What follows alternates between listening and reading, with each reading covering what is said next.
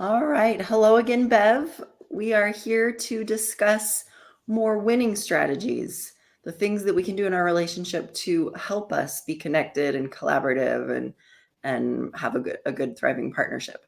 So we already talked about the first winning strategy, which was advocating for what you want. Now we're going to talk about the second winning strategy was the speak to make things better.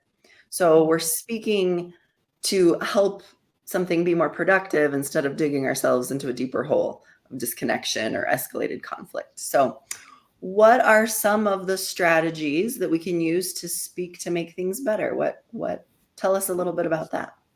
Right. So last time we spoke a little bit about being more assertive on the front end and less resentful on the back end, which really means, in essence, as Terry Real says, to ask clearly for what you want. So very often we might speak in complaints. You never, you always.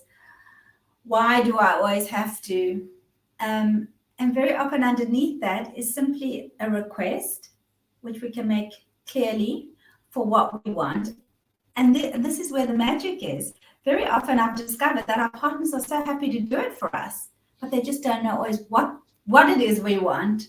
And we can just speak a little bit more clearly and ask without a tone of anger in it. Yes, and yeah, making that request instead of a complaint. I find that I have to remember that frequently. It's easier to speak from complaint. It's less vulnerable. It's kind of more passive. It's more dropping hints, and like you said, always working on being more assertive, more Right. clear, I love less that you just, sorry. passive. Yeah, go ahead. I love that emphasis that you made on being passive. So often we think, this is the relationship I'm in. There's nothing I can do.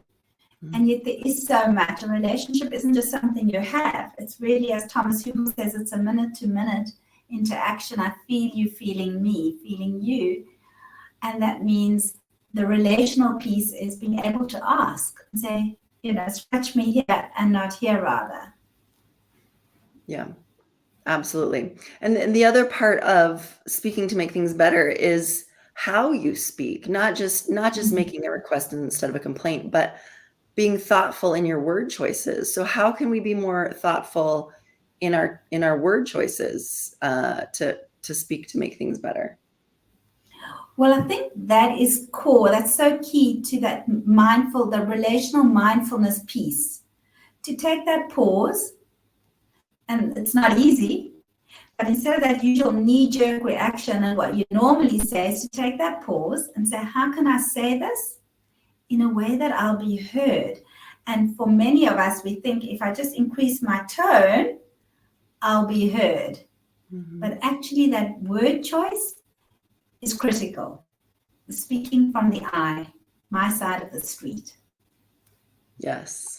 Yeah. If we tend to amp up our emotional reactivity or our volume or the intensity of our words to be heard, that's rarely effective. The other person then kind of more shuts down and puts their walls up. So yes, absolutely, really thinking, being kind of filtering, taking time, like speaking to make things better, I think requires a lot of slowing down, uh, taking up, like you were said, taking a pause before we ever speak. Like, why am I saying this? How can I say it better? How can I approach this? How can I speak? So that's so important and something we can all practice all the time in all of our relationships.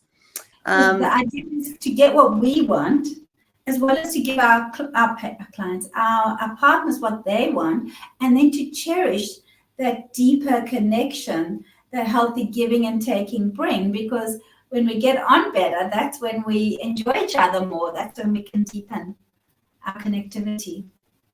Beautiful, beautiful. And there are some specific kind of formats and templates you can use when you speak to bring up a concern or to repair. One that we might talk about on another day is the feedback wheel. But there are these kind of what are called relational technologies, kind of templates that you can use to help you, because if we're just doing it off the cuff, we may not do it. We may not speak to make things better. We might speak to make it worse. So those are some other tips. Any other thoughts before we go about Well, speaking? I love what you just said, because we think that it comes naturally to us, but we often aren't taught. And learning these techniques really, really goes a long way. Absolutely. For all of us, myself included, I have to practice speaking to make things better all of the time. Thank you, Thank Bev. you.